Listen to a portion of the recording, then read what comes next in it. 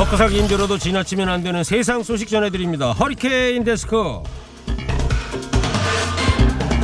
첫 번째 소식입니다. 원세훈 전 국정원장의 재임 기간 원 전 원장의 자녀가 강남 아파트를 구입하면서 10억이 넘는 집값을 모두 현찰로 낸 정황이 포착됐습니다. 얼마나 많은지 현금 개수기까지 가져서 돈을 셌다고 하죠. 검찰은 당시 원 전 원장 자녀들이 부모의 도움 없이는 고가의 아파트를 살 능력이 없었던 것으로 보고 국정원 특활비가 여기에도 쓰였는지 집중 조사하고 있습니다. 에고 아니 누구는 손가락으로 셀 돈도 없는데 누구는 뭐? 개수기까지 동원했다고? 나라 돈은 눈먼 돈 갖다 대는 우리 유리 지갑들만 호구였습니다. 호구. 다음 소식입니다. 정부가 재건축 연한 상향 방침을 밝힌 데 이어서 재건축 부담금 예상액까지 미리 공개했습니다. 서울 주요 재건축 아파트 20개 단지에 초과 이익 환수제 적용을 검토한 결과 조합원 1인당 평균 3억 6,600만 원을, 많게는 최대 8억 4천만 원을 부담하게 될 거라는 전망을 내놨습니다. 초과 이익 환수제란 조합이 얻은 이익이 1인당 평균 3천만 원을 넘으면 초과 금액의 최고 절반을 부담금으로 내는 제도인데요. 재건축으로 돈 버는 시대는 끝났다. 정부의 강력한 의지를 담은 것으로 보입니다. 아이고야, 이제 부동산으로 돈 버는 시대는 끝났다. 이 얘기가 10년 전부터 나오던 얘기인데요. 재건축으로 돈 버는 시대는 끝났다.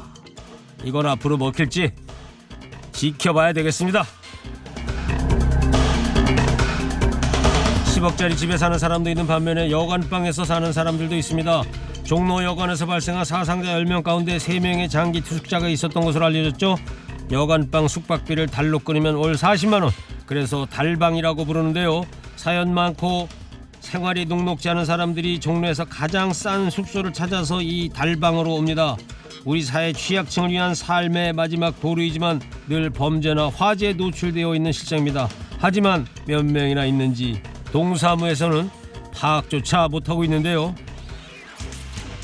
근데 말이죠, 3년째 근처 여관에서 장기 투숙을 하고 있다는 60대 남성이 화재 사고를 보고 이런 말을 했습니다. 재수가 없어서 죽은 게 아니다. 가난해서 죽은 겁니다. 사는 게 이렇게 생지옥인데 국민 세금으로 10억이 넘는 아파트를 산 사람의 멘탈은 얼마나 대단할까요? 정말이지 들여다보고 싶습니다. 정부가 공공기관 채용비리 최종 조사 결과 대책을 발표합니다. 이번 종합발표에서 1000여 곳 공공기관의 민낯이 드러나게 되는데요. 채용비리에 연루된 기관장 직원들은 즉각 해임하는 방안을 검토하고 있고요. 부정합격자의 경우 대부분 규정이 없어서 즉각 퇴출이 어려운 만큼 국회에서 관련법이 처리되면 후속 대책을 마련할 예정입니다. 또 채용비리로 피해를 입은 응시생을 구제하는 방안도 검토 중인데요. 참, 돈도 실력이고 인맥도 실력이라는 말, 더 이상 이 사회에서 발도 못 붙이게 해서 아무것도 못해주는 부모 마음에 못 박는 일 다시는 없었으면 좋겠습니다. 마지막 소식입니다. 다음 달 1일부터 28일까지 강원 지역 고속도로와 국도에서 올림픽 전용 차로가 운영됩니다. 각국 선수단의 이동을 돕기 위해서인데요. 영동고속도로 인천 방면으로 대관령 나들목에서 강릉분기점 약 19.8km 구간과 국도 6호선과 지방도 456호선의 태기 교차로에서 대관령 IC교차로 39.6km 1차로가 올림픽 전용차로 지정됩니다.